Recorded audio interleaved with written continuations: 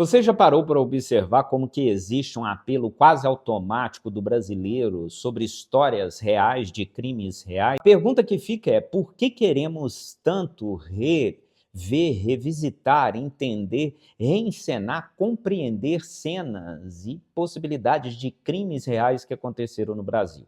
Olá, meu nome é Rodrigo, sou psicólogo, trabalho com psicanálise e aqui no meu canal do YouTube eu faço algumas análises sobre saúde mental, sofrimento psíquico e contemporaneidade. A série Tremembé na Prime Video voltou a movimentar a curiosidade coletiva do brasileiro nas últimas semanas. Basta nomes como, por exemplo, a atriz Marina Rui Barbosa aparecer no elenco, ou até mesmo o nome da Susana von Richthofen, a Matsunaga, os Nardoni, surgir aqui como uma referência para o público clicar e assistir de vez. A série e muitas outras séries sobre crimes reais, documentários, são um sucesso total no Brasil.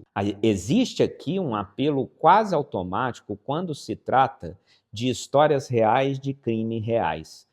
Não é imaginação. De fato, nós amamos e adoramos ver e compreender sobre esses crimes reais e do que se trata esse tema na contemporaneidade. Nosso interesse por crimes reais não é apenas curiosidade, é o lugar onde, de fato, o nosso consciente o crime toca no que todo mundo tenta esconder. Impulsos agressivos, desejos contraditórios, zonas de estranhamento. Sim, você não é tão bonzinho quanto você possa imaginar. Desculpe te dizer isso. Quando assistimos a essas histórias, fazemos isso protegidos por uma tela, no conforto da poltrona da sua casa. Podemos olhar o horror sem sermos atravessados diretamente por ele. Literalmente investigar como que aquela pessoa deu conta de fazer aquilo. Aqui, uma satisfação silenciosa, examinar aquilo que na vida real nos apavoraria. Mas como campo de mídia, né, série, filme, é mais possível tratar e elaborar esses conteúdos extremamente violentos para a nossa consciência,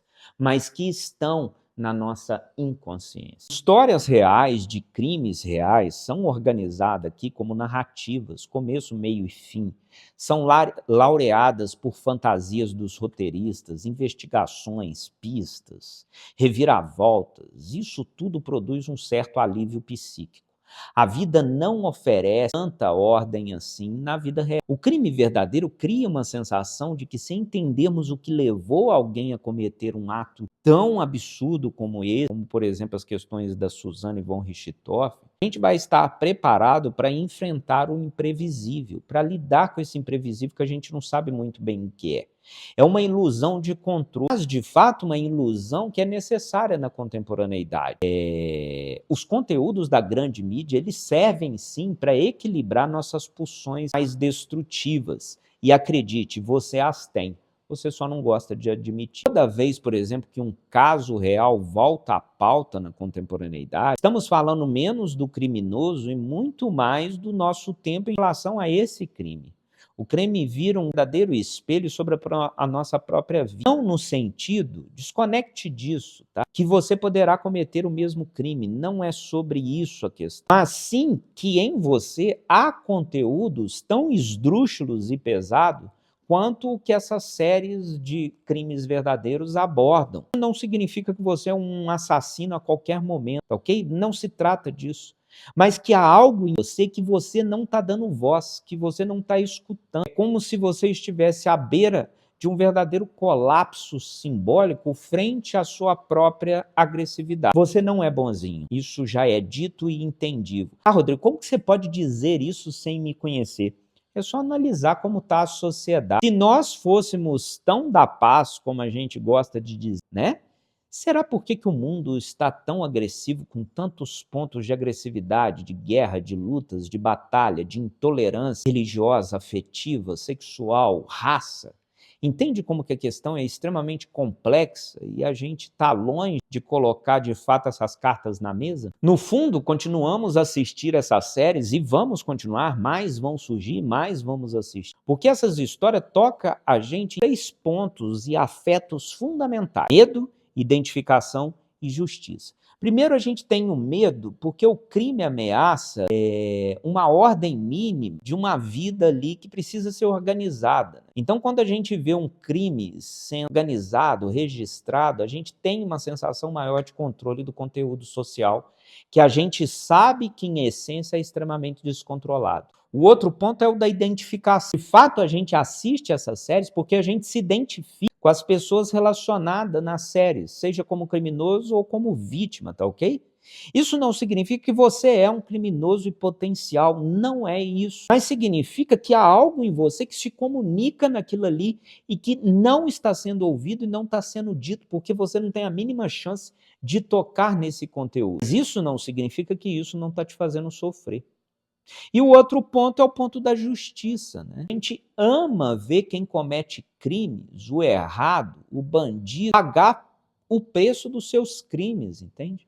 A gente precisa ter essa sensação de controle, de justiçamento na vida. No campo político, a gente vê isso demais. E eu preciso ver o deputado, o presidente, se estrepar demais nas questões que aconteceram em sua vida. Preciso ver que a justiça está funcionando para acalmar meus atos agressivos que eu não sei lidar com ele. Então, mais séries, mais filmes de crimes reais vão acontecer e continuarão fazendo muito sucesso por muito tempo. A mídia de massa, ela de fato sabe disso, por isso ela continua produzindo, ela ganha muito com isso. E ela precisará ainda muito dar voz a isso. É fundamental para o sustento dela. Da gente, enquanto a gente não encarar esse conteúdo como algo aceitável do humano, e que uma coisa é o que acontece no nosso inconsciente, outra coisa é o ato em si, é o que eu faço desse conteúdo inconsciente. Eu posso ter pensado fazer algo muito ruim, por exemplo, com o meu pai, que eu odeio.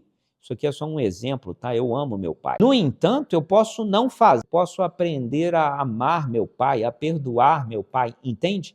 O conteúdo afetivo em si do campo imaginário não é o verdadeiro problema. O verdadeiro problema é o que eu faço com isso. São as minhas atitudes, entende? Então, a gente pode ser ruim na nossa essência, no nosso imaginário, mas no campo do ato, eu escolho e opto por outro caminho. Eu escolho e opto por desconstruir isso, fazendo essa construção e essa desconstrução aos poucos, devagar, lentamente. E isso é muito possível. Algumas vezes a gente faz muito isso sozinho, outras vezes, de fato, na maioria das vezes, eu diria, a gente precisará de ajuda profissional, de um psicólogo, de um analista, para ir trabalhando esse conteúdo agressivo aos poucos, dando voz a isso com muita calma e num campo mais controlável, que é o campo da análise, da terapia. E para você que chegou até aqui ao final desse vídeo, me conta aí, como é a sua relação com os crimes, com as séries, os filmes de crimes reais? Te assusta? É apaixonante? Você gosta? Me conta aí. Grande abraço, até o próximo vídeo e tchau, tchau.